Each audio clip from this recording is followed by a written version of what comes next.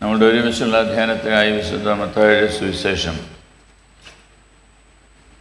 13-ാം അധ്യായത്തിൻ്റെ 18-19 വാക്യങ്ങൾ. വിതയ്ക്കുന്നവൻ്റെ ഉപമ കേട്ടുകൊള്ളുവിൻ. ഒരുത്തൻ രാജ്യത്തിൻ്റെ വചനം കേട്ടിട്ട് ഗ്രഹിക്കാഞ്ഞാൽ ദുഷ്ടൻ വന്ന് അവൻ്റെ ഹൃദയത്തിൽ വിതയ്ക്കപ്പെട്ടത് എടുത്ത് കളയുന്നു. The Gospel according to St. Matthew chapter 13, verses 18 and 19. Hear the parable of the sower. When anyone hears the word of the kingdom and does not understand it, then the wicked one comes and snatches away whatever was sown in his heart. നമ്മളുടെ സഭയിൽ teachers training കോളേജിൻ്റെ പ്രിൻസിപ്പാളായിട്ട് സേവനമനുഷ്ഠിച്ച് retire ചെയ്ത് ഇപ്പോൾ കോട്ടയത്തെ താമസിക്കുന്നതായിട്ട് ഒരാളാണ് Shaji George sir.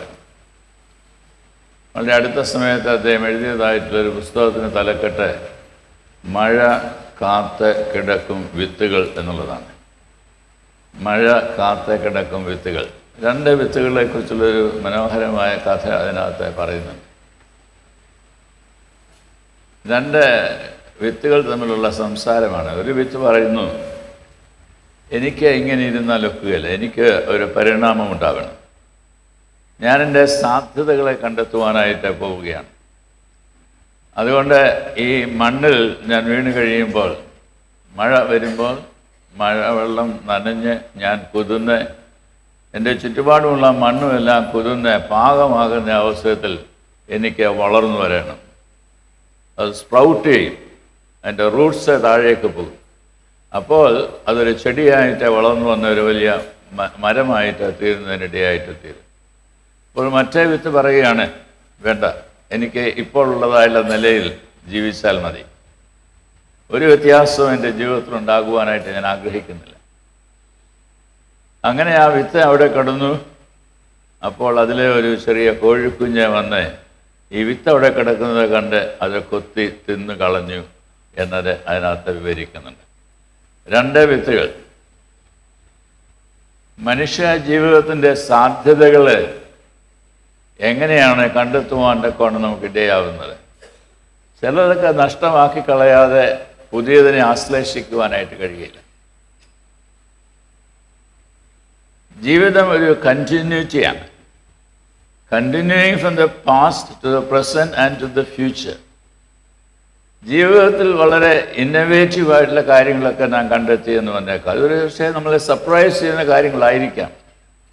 എന്നാൽ ഒരു ജീവൻ വരുന്നതായിട്ടുള്ള അവസരത്തിൽ നാം മറ്റൊന്നായിട്ട് തീരുകയാണ്, അല്ലെങ്കിൽ ഒരു രൂപാന്തരപ്പെടുകയാണ്. പഴയത് കഴിഞ്ഞുപോയി, സകലതും പുതുതായി തീർന്നിരിക്കുന്നു. ഞാൻ പുതിയ സൃഷ്ടിയാണ് എന്നത് വേദപുസ്തകത്തിൽ പറയുന്നതായുള്ള അനുഭവത്തിലേക്ക് പ്രവേശിപ്പാൻ്റെ കോണം ഓരോ ദൈവ പൈതലിനും ഓരോ വിശ്വാസിക്കും സാധ്യമായിട്ട് തീരേണ്ടത് ആവശ്യമാണ്. നമ്മളുടെ പത്മശ്രീ ഡോക്ടർ ഫിലിപ്പോസ് മാർ ക്രിസ്തോസ്റ്റം തിരുമേനിയാണ് പറഞ്ഞത്, നിങ്ങൾ വേദപുസ്തകം വായിക്കരുത്. അതിൽ വലിയ ബോംബിട്ടതുപോലെയുള്ള വാക്കുകളായിട്ടാണ് ആദ്യം കേൾക്കുവാനായിട്ട് ഇടയായിട്ട് തോന്നുന്നത്. എന്നാൽ തിരുമേനി അവിടെ ഫുൾ സ്റ്റോപ്പ് ഇട്ടില്ല. തിരുമേനി പറഞ്ഞു, പിന്നെയോ നിങ്ങൾ വേദപുസ്തകം പഠിക്കണം, വേദപുസ്തകം പഠിക്കണം. ഇത് തമ്മിൽ വ്യത്യാസമുണ്ട്. വെറുതെ വായിച്ചു പോകുന്നതും ആഴത്തിൽ പഠിക്കുന്നതുമായിട്ടുള്ള വ്യത്യാസമുണ്ട്. നമുക്കറിയാം, വൈദിക സെലക്ഷൻ കമ്മിറ്റിയിൽ ആളുകൾ വന്ന് അവരെ ബിരുദധാരികളാണ്, അല്ലെങ്കിൽ ചിലരൊക്കെ പോസ്റ്റ് ഗ്രാജുവേറ്റ്സ് ആണ്, ചിലർ മറ്റേ സ്പെഷ്യലൈസ്ഡ് ഏരിയയിലൊക്കെ ഗ്രാജുവേറ്റ് ചെയ്തതായിട്ടുള്ള ആളുകളാണ്. അവരൊക്കെ വന്ന് അവരെയൊക്കെ സെലക്ട് ചെയ്യുന്നതായിട്ടുള്ള അവസരത്തിൽ പിന്നെ 4 വർഷങ്ങൾ തീവ്രമായിട്ടുള്ള പരിശീലനത്തിലൂടെയാണ് അവർ പോകുന്നത്. കത്തോലിക്ക സഭയിലാണെങ്കിൽ 7 വർഷങ്ങളാണ്. വളരെ ഇൻറ്റൻസീവായിട്ടുള്ള ഒരു കോഴ്സിലൂടെ അവർ പോയി കഴിയുന്ന സമയത്ത് അവർ വന്നതിനേക്കാൾ വ്യത്യാസമുള്ളവരായി സെമിനാരിയിൽ നിന്ന് ഇറങ്ങി വരുവാനായിട്ടിടയാവുന്നു. അങ്ങനെയുള്ള ആളുകളാണ് സഹോദരന്മാരുടെ ഗണത്തിൽ നിന്ന് സെമ്മാശന്മാരായും സെമ്മാശന്മാരുടെ ഗണത്തിൽ നിന്ന് കശീശന്മാരായിട്ടുമൊക്കെ പട്ടം കെട്ടപ്പെടുന്നതായിട്ടുള്ള അനുഭവം സഭയിൽ കാണാനായിട്ടിടയാവുന്നത്. നമ്മളുടെ സെമിനാരിയുടെ പ്രിൻസിപ്പളായിരുന്ന റെവറൻഡ് ഡോക്ടർ KV മാത്യു അച്ഛൻ ഇങ്ങനെ പറയുമായിരുന്നു, ഞാൻ അച്ഛന്മാരെ വേദപുസ്തകം വായിക്കുവാൻ പഠിപ്പിക്കുന്നതായിട്ടുള്ള ഒരാളാണ്. He was the principal of that college. Old testament പ്രൊഫസറാണ്. സറാംബു കോളേജിലും മാർത്തോമ തിയോളജിക്കൽ സെമിനാരിയിലുമൊക്കെ അനേക വർഷങ്ങൾ ഓൾഡ് ടെസ്റ്റ്മെന്റ് പഠിപ്പിച്ചതായിട്ടുള്ള ആളാണ്. എന്നാൽ അദ്ദേഹം പറയുന്നത്, ഞാൻ അച്ഛന്മാരെ വേദപുസ്തകം വായിക്കുവാൻ പഠിപ്പിക്കുന്നതായിട്ടുള്ള ഒരാളാണ്. നീ എങ്ങനെ വായിക്കുന്നു? നീ എന്ത് ഗ്രഹിക്കുന്നു? കർത്താവ് തന്നെ ചോദിക്കുന്നതല്ല ചോദ്യമാണ്. നീ എന്ത് വായിക്കുന്നു? വേദപുസ്തകം വായിച്ച് ആഴത്തിൽ പഠിക്കുന്നതിനായിട്ടുള്ളതാണ് എന്ന ഒരു തീമ് നമ്മെ ഓർമ്മിപ്പിക്കുന്നതാണ് ഇന്ന ദിവസം എന്ന് പറയുന്നത്. എന്തിനാണ് theological training? Theological training is for the nourishment of the person. Theological training is for the nourishment of the person. അപ്പോൾ ഇന്നായിരിക്കുന്ന നിലയിൽ നിന്ന് പഠിച്ച് പിന്നെയും വളർന്നു വരുവാനായിട്ടുണ്ട് എന്ന് മനസ്സിലാക്കി, ഈ ഒരു വിത്തൊക്കെ ഇട്ടതിന് ശേഷം അത് മുളച്ചു വരുമ്പോൾ അതിന് വളമൊക്കെ കൊടുത്ത് മണ്ണൊക്കെ ഇളക്കി അത് നന്നായിട്ട് വളരുവാൻ ഒക്കെയാണ് പ്രോത്സാഹിപ്പിക്കുന്നത് പോലെ ഒരു ജീവിതവുമായിട്ട് സെമിനാരിയിലേക്ക് പ്രവേശിക്കുന്നതായുള്ള ആളുടെ ജീവിതത്തെ തച്ചുടയ്ക്കുകയാണ്. ഇല്ലാതെയായിട്ട് തീരുന്നതിനായിട്ടല്ല, പിന്നെ തച്ചുടയ്ക്കുന്നതിലൂടെ ഒരു പുതിയ സൃഷ്ടിയായിട്ട് തീരുന്നതിനായിട്ടാണ്. വേദപുസ്തകം ഓൾഡ് ടെസ്റ്റ്മെന്റ് ആണെങ്കിലും ന്യൂ ടെസ്റ്റ്മെന്റ് ആണെങ്കിലും നന്നായിട്ട് വായിക്കുവാനായിട്ട് പഠിപ്പിക്കുകയാണ്. അത് പഠിക്കുന്നതിനായിട്ട് പഠിപ്പിക്കുകയാണ്. അങ്ങനെ ദൈവശാസ്ത്രം നന്നായിട്ട് പഠിക്കുന്നതായുള്ള വ്യക്തികളായിട്ട് തീരുവാനായിട്ടാണ് സെമിനാരിയിലൂടെ പ്രത്യേകമായിട്ട് താല്പര്യപ്പെടുന്നത്. Theology is the proper discernment of the way of God to strengthen our faith. നമ്മുടെ വിശ്വാസത്തെ കൂടുതൽ ബലപ്പെടുത്തുവാൻ തക്കവണ്ണം, കരുത്തുള്ളതാക്കി തീർക്കുവാൻ തക്കവണ്ണം ദൈവത്തിൻ്റെ വഴികളെ തിരിച്ചറിയുന്നതായിട്ടുള്ളൊരു പഠനമാണ് തിയോളജിക്കൽ എഡ്യൂക്കേഷൻ എന്ന് പറയുന്നത് എന്നത് നാം ഓർത്തിരിക്കേണ്ടതാണ്. കർത്താവായ യേശു ക്രിസ്തു ദൈവപുത്രനായിട്ട് ഈ ലോകത്തിൽ ജനിച്ച് വളർന്നു വന്നതായിട്ടുള്ള അവസരത്തിൽ തൻ്റെ ബാല്യകാലമൊക്കെ ചെലവിടുന്നത് ഭവനത്തിൽ നിന്നും സിനഗോഗിൽ നിന്നും ദൈവം നൽകിയതായുള്ള ന്യായപ്രമാണങ്ങളെ നന്നായിട്ട് പഠിക്കുന്നതിനായിട്ടാണ്. ഫസ്റ്റ് കമ്മ്യൂണിക്കൻസ് ഇവിടെ ഉണ്ട്. 12 വയസ്സുള്ളതായിട്ടുള്ള അവസരത്തിൽ കർത്താവ് മാതാപിതാക്കളോട് ഒന്നിച്ച് വളരെ ദൂരെയുള്ളതായിട്ടുള്ള യെരുശലേം ദേവാലയത്തിൽ പോയി. ദേവാലയത്തിൽ ചെന്ന് ആരാധിച്ചിട്ട് വിശ്വാസ സമൂഹമൊക്കെ മടങ്ങിപ്പോകുന്നതായിട്ടുള്ള അവസരത്തിൽ മാതാപിതാക്കൾ വിചാരിച്ചു യേശു എന്ന ബാലൻ അവരോട് കൂടി ഉണ്ടായിരിക്കും. എന്നാൽ അവിടെ ഉണ്ടായിരുന്നില്ല. കാണാതെ അവർ തിരക്കി ചെല്ലുന്ന അവസരത്തിൽ ദേവാലയത്തിൽ തന്നെ ശാസ്ത്രിമാരുടെ ഇടയിൽ ഇരുന്നു കൊണ്ട് അവരോട് സംസാരിക്കുന്നതും അവരിൽ നിന്ന് പഠിക്കുന്നതുമായിട്ടുള്ളൊരു യേശുവിനെയാണ് കാണുവാനായിട്ട് ഇടയായിട്ട് എത്തുന്നത്. വേദപുസ്തകത്തിൻ്റെ ഇതര ഭാഗങ്ങളൊക്കെ നാം പരിശോധിക്കുന്ന അവസരത്തിൽ അപ്രകാരം ദൈവവചനം പഠിക്കുന്നതായിട്ടുള്ള രംഗങ്ങളെ കാണാനായിട്ട് സാധിക്കും. എത്യോപ്യനായിട്ടുള്ള ഷണ്ണനെ ഫിലിപ്പോസ് എന്ന ദൈവം തിരഞ്ഞെടുത്തതായിട്ടുള്ള മനുഷ്യൻ ദൈവവചനം പഠിപ്പിക്കുന്നതായിട്ട് നാം വായിക്കുന്നുണ്ട്. എമ്മൗസിലേക്ക് യാത്ര ചെയ്യുന്നതായിട്ടുള്ള 2 ആളുകൾ വളരെയധികം പരാജയബോധത്തോടെ നിരാശയോടെയൊക്കെ പോകുന്നതായിട്ടുള്ള അവസരത്തിൽ തിരുവെഴുത്തുകളെ വ്യാഖ്യാനിച്ചു കൊടുക്കുന്നതായിട്ടുള്ള അവസരത്തെക്കുറിച്ച് നമുക്കവിടെ കാണാൻ സാധിക്കുന്നുണ്ട്. ഇയ്യോബിൻ്റെ പുസ്തകം നാം വായിക്കുന്നതായിട്ടുള്ള അവസരത്തിൽ ദൈവത്തോട് ചേർന്ന് നടന്നതായിട്ടുള്ള ഒരു മനുഷ്യനാണെങ്കിൽ കൂടിയും തൻ്റെ ജീവിതത്തിൽ പ്രയാസങ്ങളുണ്ടായപ്പോൾ പതറിപ്പോവുകയാണ്. അവിടെ ദൈവിക പരിജ്ഞാനമുള്ളവനാക്കി തീർക്കുവാൻ തക്കവണ്ണം ദൈവനെ മോൾഡ് ചെയ്യുന്നതായിട്ടുള്ളൊരു ചരിത്രമാണ് ഇയ്യോബിൻ്റെ പുസ്തകത്തിലൂടെ മനസ്സിലാക്കാനായിട്ട് സാധിക്കുന്നത്. യോനാ പ്രവാചകൻ ദൈവം അവനോട് നിനവയിൽ പോയി പ്രസംഗിക്കുവാനായിട്ട് പറഞ്ഞപ്പോൾ തർസീസിലേക്ക് പോയി. അനുസരണക്കേട് കാണിച്ചതായിട്ടുള്ള മനുഷ്യൻ അവനെ തിരികെ വരുത്തി. നമുക്കറിയാം, നിനവയിൽ ചെന്ന് പ്രസംഗിച്ചു കഴിഞ്ഞപ്പോൾ ദൈവത്തോട് കോപിക്കുകയാണ്. രാവണൊക്കെ ഉണങ്ങിപ്പോയതായിട്ടുള്ള അവസരത്തിൽ. എന്നാൽ ദൈവത്തോട് അവൻ പിണങ്ങിയിരിക്കുന്ന അവസരത്തിലും വാദിക്കുന്നതായുള്ള അവസരത്തിലും ദൈവം അവനോട് പറയുന്നു, ഇടത് കൈയും വലത് കൈയൊക്കെ അറിയാൻ പാടില്ലാത്തതായിട്ടുള്ള ഈ നിനവേക്കാര് അവരെ അനുദപിച്ച് രക്ഷ പ്രാപിക്കുന്നതായിട്ടുള്ളൊരു അവസ്ഥയുണ്ട്. അത് നീ മനസ്സിലാക്കേണ്ടത് ആവശ്യം. ദൈവിക പരിജ്ഞാനമുള്ളവരായി ഈ ലോകത്തിൽ ജീവിപ്പാനായിട്ട് എപ്പോഴാണ് സാധ്യമായിട്ട് തീരുന്നത് എന്നത് ഓർക്കേണ്ടതാണ്. കുടുംബ ഭദ്രതയാണ് വിശ്വാസ പരിപോഷണത്തിന് ഏറെ ആവശ്യമായിരിക്കുന്നത്. കുടുംബ ഭദ്രത ഇന്നത്തെ ദിനപത്രത്തിൽ ബിഷപ്പ് ഡോക്ടർ വർഗീസ് ചക്കാലക്കൽ ഇപ്രകാരം പറഞ്ഞത് വായിക്കുകയുണ്ടായി. കുടുംബമാണ് ഏറ്റവും വലിയതായിട്ടുള്ള സർവകലാശാല എന്നുള്ളത്. The greatest university that you can find in this world is your own home. എന്നാൽ കുടുംബത്തിൻ്റെ ഭദ്രത ഉണ്ടെങ്കിൽ മാത്രമേ അത് സാധ്യമായിട്ട് തീരുകയുള്ളൂ. ഭർത്താവും ഭാര്യയും കൂടെ പിണങ്ങിയിരിക്കുന്നതായിട്ടുള്ള അവസരത്തിൽ, മാറിപ്പോകുന്നതായിട്ടുള്ള അവസരത്തിൽ അതൊന്നും നടക്കുകയില്ല. അപ്പനും അമ്മയും മക്കളും കൂടെ ദൈവത്തിൻ്റെ സന്നിധിയിൽ ഇരിക്കുന്നതായുള്ളൊരു സാഹചര്യം ഉണ്ടാകുന്ന അവസരത്തിലാണ് കുടുംബത്തിൻ്റെ ഭദ്രതയിൽ ദൈവത്തിൻ്റെ വചനം പഠിക്കുവാനായിട്ട് ഇടയായിട്ട് തീരുന്നത്. അങ്ങനെ ഒരു പാഠശാല നമ്മളുടെയൊക്കെ ഭവനത്തിലുണ്ട് എന്ന് പറയുന്നതിനായിട്ട് സാധിക്കുമോ? ടി വിയിലെ സീരിയൽ അത് നമ്മൾ വിടുകയില്ല. നമ്മൾക്ക് എന്തെങ്കിലും താല്പര്യമുള്ളതായിട്ടുള്ള എന്തെങ്കിലും മത്സരങ്ങൾ ഉണ്ടാകുമ്പോൾ അതും നമ്മൾ വിടുകയില്ല. വിട്ടുകളയുവാനായിട്ട് പലപ്പോഴും മനുഷ്യർക്ക് സാധ്യമായിട്ട് തീരുന്നത് ദൈവസന്നിധിയിൽ ശാന്തമായിട്ടിരുന്ന് ദൈവശബ്ദം കേൾക്കുക എന്നുള്ളതാണ്. ന്യൂ ജെന്നിനെ കുറിച്ചൊക്കെ നമ്മൾ സാധാരണയായിട്ട് പറയാറുണ്ട്. വൈദിക സെലക്ഷൻ ബോർഡിൽ അടുത്ത സമയത്ത് ഞാൻ ഇരുന്ന അവസരത്തിൽ ഒരാൾ പറഞ്ഞു, എനിക്ക് എൻ്റെ ഐഫോണിൽ കിട്ടുന്നതായുള്ള ഡിവോഷനിലൂടെയാണ് ഞാൻ ഓരോ ദിവസം ഡിവോഷണൽ എക്സസൈസ് നടത്തുന്നത്.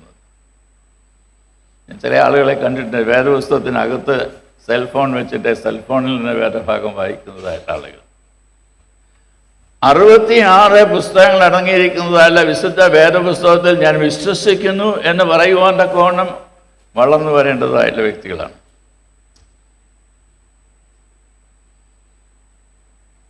കുടുംബ പ്രാർത്ഥനയുള്ളതായിട്ടുള്ള കുടുംബങ്ങളെ നമുക്ക് കണ്ടെത്താൻ സാധിക്കും. എന്നാൽ ഞാനൊരു കാര്യം ചോദിക്കട്ടെ, നമ്മളുടെ കുടുംബത്തിൽ കുഞ്ഞുങ്ങൾ വളർന്നു വരുന്നതായിട്ടുള്ള അവസരത്തിൽ അവർ വേദപുസ്തകമായിട്ട് ഇരുന്ന് ധ്യാനിക്കുവാനായിട്ട് അവരെ അനുവദിക്കാറുണ്ടോ?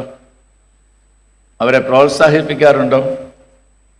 എപ്പോഴെങ്കിലും വന്ന് നമ്മുടെ അടുത്ത് വരുന്ന അവസരത്തിൽ മോളെ നീ ഇന്ന് രാവിലെ വായിച്ചതായുള്ള വേദഭാഗം എന്താണ് നിന്നോട് ദൈവം സംസാരിച്ചത് ഒന്ന് ചോദിക്കാനായിട്ട് കഴിയുമോ? ദൈവഹിതം അന്വേഷിച്ച് ദൈവ വഴികളിലൂടെ ജീവിക്കുവാൻ്റെ കോണം പ്രോത്സാഹിപ്പിക്കുന്നതായുള്ള മാർഗങ്ങളെക്കുറിച്ചാണ് ഞാൻ സൂചിപ്പിക്കുന്നത്. അങ്ങനെ മാലൻ നടക്കേണ്ടതായുള്ള വഴിയിൽ അവനെ അഭ്യസിപ്പിച്ചാൽ വൃദ്ധനായാലും അത് വിട്ടുപോവുകയില്ല. ഇന്ന് വളരെയധികം മൈഗ്രേഷൻ നടക്കുന്നതായിട്ടുള്ള സാഹചര്യമാണ്. പല സ്ഥലങ്ങളിലേക്കാണ് ആളുകൾ പോകുന്നത്. പണ്ട് മാതാപിതാക്കൾ പറയുന്നത് കേട്ടാണ് കുഞ്ഞുങ്ങളൊക്കെ വളർന്നുകൊണ്ടിരുന്നത്. എന്നാൽ ഇപ്പോൾ കുഞ്ഞുങ്ങൾ പറയുന്നത് കേൾക്കേണ്ടതായിട്ടുള്ള സാഹചര്യത്തിലേക്ക് മാറിക്കഴിഞ്ഞിരിക്കും. പരിവർത്തനം ഉണ്ടായിട്ടുള്ള, രൂപാന്തരം ഉണ്ടായിട്ടുള്ള ഒരു കാലഘട്ടത്തിലേക്ക്. എന്നാൽ നഷ്ടപ്പെട്ടു പോകാതെ മുറുകെ പിടിക്കേണ്ടതായിട്ടുള്ള ചില കാര്യങ്ങളുണ്ട് എന്നത് അറിഞ്ഞ് പഠിപ്പിച്ച് ദൈവിക പരിജ്ഞാനത്തിൽ വളർത്തിക്കൊണ്ടുവരുവാൻ നമുക്ക് സാധ്യമായിട്ട് തീരേണ്ടത് ആവശ്യമല്ലേ എന്നത് നാം ചോദിക്കണം. ഒരു കുട്ടി ബോർഡിംഗ് ഹോമിൽ താമസിച്ച് പഠിക്കുന്നതിനായിട്ട് പോകുന്ന അവസരത്തിൽ അവന് വീട്ടിൽ നിന്ന് ആവശ്യമായുള്ള ഡ്രസ്സെല്ലാം അമ്മ തന്നെ അവനെ സഹായിച്ച് പെട്ടിയിലൊക്കെ എടുത്തു വെച്ചു. എന്നിട്ട് അമ്മ അവനോട് പറഞ്ഞു, നീ ഈ പെട്ടി അടയ്ക്കുമ്പോൾ ഞാൻ ഈ വേദപുസ്തകം കൊണ്ടുകൊണ്ട് വയ്ക്കുകയാണ്, നീ ഈ വേദപുസ്തകം തുറന്ന് വായിക്കുന്നതായിട്ടുള്ള ഒരാളായിരിക്കണം. എന്നാൽ ബോർഡിംഗ് ഹോമിലൊക്കെ ചെന്ന് കൂട്ടുകാരുമായിട്ടൊക്കെ ചേർന്ന് വലിയ കൂട്ടൊക്കെ ഉണ്ടായി അവിടെ കളിച്ച് രസിച്ചൊക്കെ നടന്നതായിട്ടുള്ള അവസരത്തിൽ ഈ അമ്മ പറഞ്ഞതായിട്ടുള്ള കാര്യമോ വേദപുസ്തകം ഒന്നും ഓർത്തില്ല. എന്നാൽ ഹോം സിക്നെസ് തോന്നിയതായിട്ടുള്ള അവസരത്തിൽ അമ്മയെക്കുറിച്ചും അപ്പനെക്കുറിച്ചും വീടിനെക്കുറിച്ചും ഒക്കെ ചിന്തിച്ചതായിട്ടുള്ള അവസരത്തിൽ അവൻ ഈ വേദപുസ്തകത്തെക്കുറിച്ച് ഓർത്തു. അപ്പോൾ തന്നെ വേദപുസ്തകം എടുത്തു. അപ്പോൾ അതിനകത്ത് അമ്മ എഴുതിയതായിട്ടുള്ളൊരു നോട്ടുണ്ടായിരുന്നു, ഒരു ലെറ്റർ ഉണ്ടായിരുന്നു. ആ ലെറ്ററിലെ അമ്മ ഇപ്രകാരമാണ് എഴുതിയിരുന്നത്: son, this book will keep you away from sin. ഒരു വാചകം കൂടെ, sin will keep you away from this book. This book will keep you away from sin, and sin will keep you away from this book. ഇന്ന് ഈ ലോകത്തിലുള്ള മ്ലേച്ഛതകൾ ഈ ലോകത്തിൽ സംഭവിക്കുവാൻ തക്കവണ്ണം ഇടയായിട്ട് തീരുന്നത് മനുഷ്യരുടെയിലും മനുഷ്യരാലുമാണ്. അതുകൊണ്ട് തന്നെ ജീവിതത്തിൻ്റെ മൂല്യങ്ങളെ, ധാർമ്മികമായുള്ള മൂല്യങ്ങളെ മനസ്സിലാക്കി ജീവിക്കുവാൻ കഴിയുന്നില്ല എന്നത് വളരെ സ്പഷ്ടമാണ്. കൽക്കട്ടയിലെ വനിതാ ഡോക്ടറെ ശരീരത്തിൽ 14 മുറിവുകൾ ഏൽപ്പിച്ചതായിട്ടാണ് കണ്ടുപിടിച്ചിരിക്കുന്നത്. 14 മുറിവുകൾ. നമ്മളുടെ ആരുടെയും ശരീരത്തിൽ ഒരു മുറിവുണ്ടാകുവാൻ നമ്മൾ ആഗ്രഹിക്കുന്നില്ല. ഒരു തൊട്ടാവാടി തൊട്ടാൽ പോലും നമുക്ക് പേടിയാണ്. 14 മുറിവുകൾ മറ്റൊരാളുടെ ശരീരത്തിൽ നൽകുവാണ്ട കോണം യാതൊരു പ്രയാസമില്ലാത്ത, യാതൊരു ലക്ഷ്യമില്ലാത്ത ജീവിത സാഹചര്യത്തിലേക്ക് മനുഷ്യൻ വളർന്നു വന്നിരിക്കുന്നു. ഹേമ കമ്മിറ്റി റിപ്പോർട്ട് ലഭിക്കുന്നതായുള്ള സാഹചര്യമാണല്ലോ, അതിനെക്കുറിച്ച് ചർച്ച ചെയ്തുകൊണ്ടിരിക്കുന്നതായുള്ള നാളുകളുമാണ്. അടിമുടി ചൂഷണം നടക്കുന്നതായുള്ള ഒരു മേഖലയാണ് എന്നത് പത്ര റിപ്പോർട്ടിൽ കൂടെ വായിക്കുന്നതിന് എനിക്കിടയായിട്ട് തോന്നുന്നു. മുഴുവൻ സകൽ അടിമുടി അഴിമതിയാണ്. സുകുമാർ അഴീക്കോട് ഇപ്രകാരം പറയും, അഴിമതി എന്ന് പറഞ്ഞാൽ എൻ്റെ അർത്ഥം എനിക്ക് അഴിമതി എന്നതാണ്. ഞാൻ ജയിലിൽ പോകാനായിട്ട് യോഗ്യനാണ്. അഴിമതി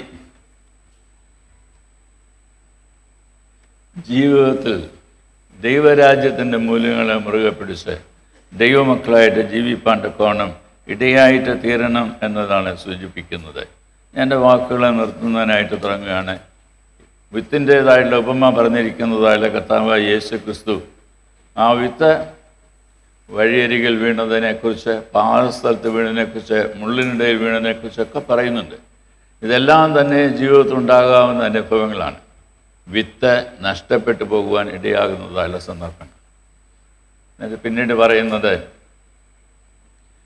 നല്ല നിലത്തെ വീണതായുള്ള വിത്തോ അത് 30, 60, 100 മേനി വിളഞ്ഞു. നഷ്ടപ്പെട്ടതായുള്ള വിത്തുകളുടെ എണ്ണം കയ്യിലെണ്ണാനായിട്ട് സാധിക്കുമെങ്കിൽ ഇവിടെ ഇതാ 30, 60, 100 മേനി വളയുന്നതായുള്ള അനുഭവത്തിലേക്ക് രൂപാന്തരപ്പെടുന്നതായുള്ള ജീവിത സാഹചര്യത്തെക്കുറിച്ച് പറയുന്നു. അവസാനം കർത്താവ് പറഞ്ഞ് നിർത്തുന്നത് ചെവിയുള്ളവൻ കേൾക്കട്ടെ എന്നതാണ്. ഈ പറഞ്ഞതായുള്ള കാര്യങ്ങളെല്ലാം കേട്ടതായുള്ള ശിഷ്യന്മാരോടാണ് പറയുന്നത്. ചെവിയുള്ളവൻ കേൾക്കട്ടെ. കേൾക്കുന്നതിന് പോലും ഒരു ശാസ്ത്രമുണ്ട്. വെറുതെ കേട്ട് ഒരു ചെവിയെ കൂടെ കേട്ട് മറു ചെവിയെ കൂടെ കളഞ്ഞു എന്നുള്ള അർത്ഥത്തിലല്ല.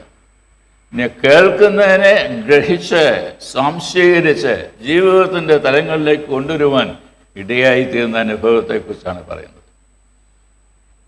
ദൈവത്തിൻ്റെ വചനം നമുക്ക് നൽകപ്പെട്ടിരിക്കുന്നത് അത് നമ്മുടെ കാലുകൾക്ക് വിളക്കും പാതയ്ക്ക് പ്രകാശമായി തീരുന്നതിനായിട്ടാണ്. കർത്താവേ, നിൻ്റെ വചനത്തെ തള്ളിക്കളയുന്നതിനായിട്ട് എനിക്കിടയാകരുത്. എനിക്കോ എൻ്റെ മക്കൾക്കോ തലമുറകൾക്കോ ഇടയാകരുത്. അതിനെ മുറുകെ പിടിക്കുന്നതിനായിട്ടും അതിനെ ആഴത്തിൽ പഠിക്കുന്നതിനായിട്ടും അതിലടങ്ങിയിരിക്കുന്നതായുള്ള സത്യങ്ങളെ മനസ്സിലാക്കി ദൈവരാജ്യ മൂല്യങ്ങളോടുകൂടി ഈ ലോകത്തിൽ ജീവിക്കുന്നതിനായിട്ടും ഞങ്ങൾക്ക് സഹായിക്കണമേ എന്നത് പ്രാർത്ഥിക്കാം.